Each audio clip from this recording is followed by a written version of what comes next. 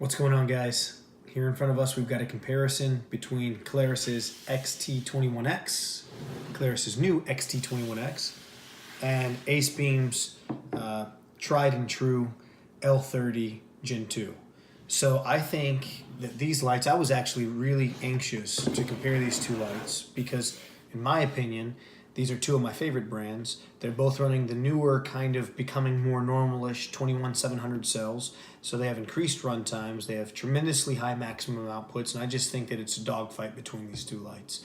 So we're going to start off basically by showing simply a size comparison between the two. So you can tell that height-wise, they're almost identical. Obviously, as you get closer to the head end of the light, things start to change a little bit. You can probably even tell that the slits for cooling on both lights, you have a little bit more cooling action here with the Acebeam, but overall width is pretty similar with the heat vents. Both are USB rechargeable. The grip texture is a bit different on both these lights as well.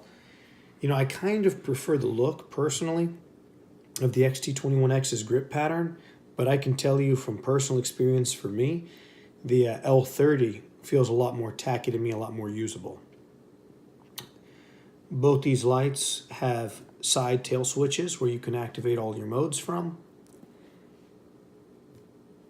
And then the tail cap end of things, you can see that the L30 has a singular rear tail cap switch, while you've got the signature dual tail cap switch on the Klarus XT21X. Now this is where things get really, really different, guys, showing you all the differences in heads here. Both run XHP 70.2 LEDs, but you've got an orange peel texture reflector in the textured reflector in Klarus's XT21X, and you've got a beautiful smooth and what appears to be a little bit deeper of a reflector on the Acebeam L30 Gen 2. Now, according to the ANSI specs on the back of the box, the L30 Gen 2 has about 10,000 more candela or intensity than the XT21X. So it's also rated at having just a little bit further of a throw too. We'll include beam shots at the end of the video, so we'll be able to determine that for ourselves. Okay, we're going to briefly go over the user interfaces because they are different between the two. We'll start with the older Acebeam. Excuse me. First and foremost, you have a momentary on or constant on from the rear tail switch. This button will automatically out of the box activate your full turbo setting. So there's momentary or a full click for a constant on. And by the way, guys, sorry, both these lights in turbo mode or in maximum mode are rated at 4,000 lumens. So again, they're kind of direct competitors that way as well. If you press and hold the side switch, this is actually true for both lights, it will start the light off in moonlight mode. The L30 Gen 2's moonlight mode is rated at significantly lower. It's rated at a single lumen with a runtime of 65 days, versus when we get to the moonlight mode on the XT21X, it's 5 lumens for 200 hours. So you get substantially longer runtime and a lower lumen output with the L30 Gen 2, if that's important to you guys, than you will the XT21X. Then with the light on, if you just press and click and hold the side switch, it will cycle from low mode to high. Okay? From any mode, including off, if you double press the side switch button, you'll go into high. And if you triple press, you'll go into turbo.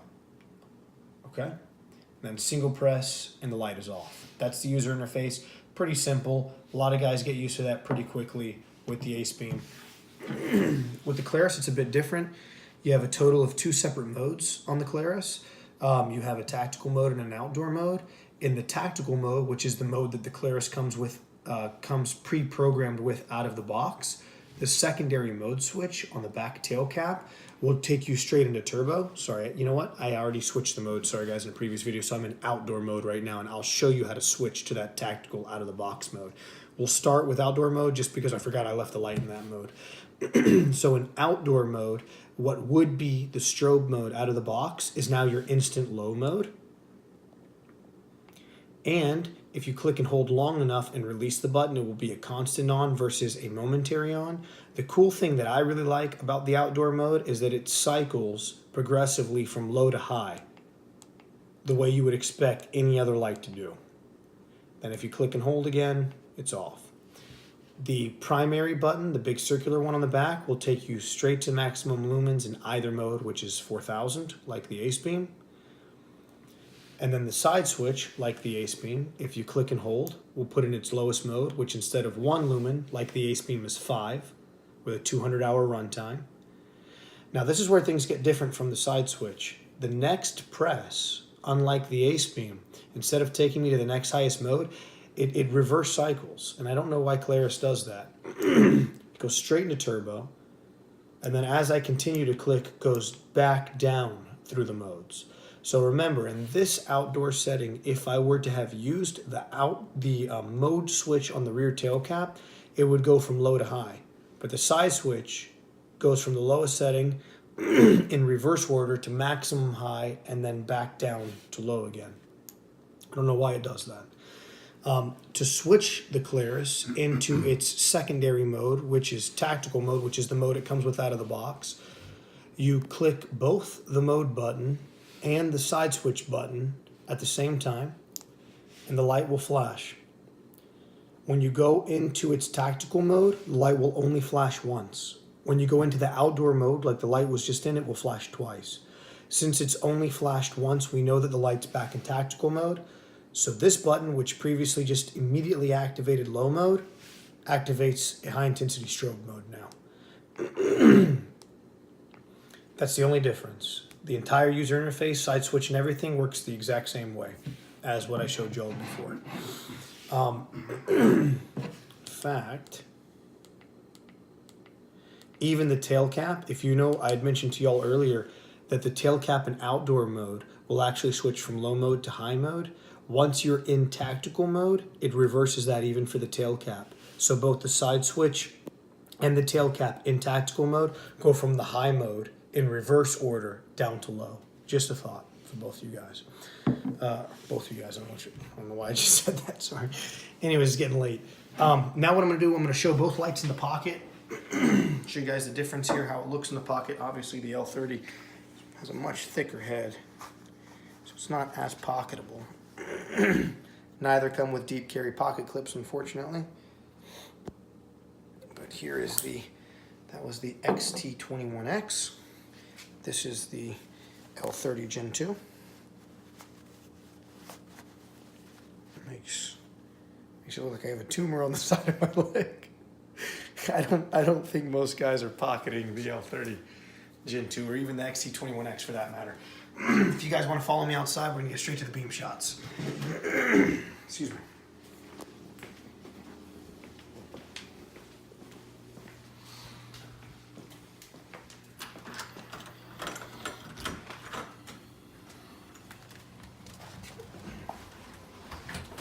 So guys, we've got a wooden fence that we're going to use tonight that borders the yard. It's about 35 yards from where I'm going to be standing. I'm going to start with the Klarus XT21X, and then we'll move on to Acebeam's L30 Gen 2 after that. Okay guys, so here is the new Klarus XT21X in high mode. I'm only going to compare both lights in high, okay? That wooden fence is about 35 yards. And then the trees you see in the back there, they double the distance. So some of those trees are roughly 65 yards, 70 yards out there. You can see the spill on the light. Produces a really nice, beautiful beam. Okay? Now what I'm gonna do is I'm gonna turn the light off and go ahead and hit the Acebeam now, full blast. If you can see that, because of that smooth reflector and that deeper reflector, the L30 Gen 2 actually has a much more significant hotspot, and it's really not lacking at all in the flood department, the spill department. So this is the L30 Gen 2. What I'm going to do is I'm going to barely move this light over to the left. Now the right-hand side of the corner of the fence, I'm going to go